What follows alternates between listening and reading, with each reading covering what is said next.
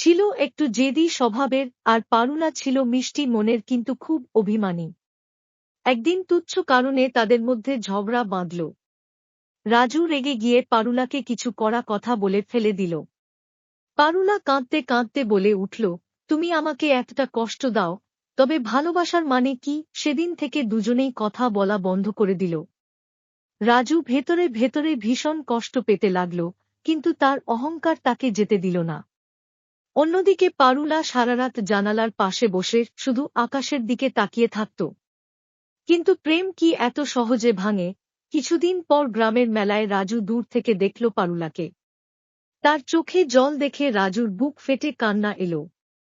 সে দৌড়ে গিয়ে পারুলার সামনে দাঁড়িয়ে বলল, পারুলা, রাগ করো না। আমার ভুল হয়েছে। তোমাকে ছাড়া আমি কিছুই না। পারুলা ভিজে চোখে তাকিয়ে রইল, তারপর ধীরে ধীরে বলল, আমি রাগ করি, অভিমান করি, কিন্তু তোমাকে ছাড়া বাঁচতে পারবো না রাজু।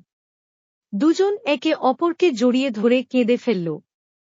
সেই দিন থেকে তারা শিখে গেল, প্রেমে রাগ অভিমান থাকতেই পারে, কিন্তু সত্যিকারের ভালোবাসা সব অভিমান ভেঙে দেয়।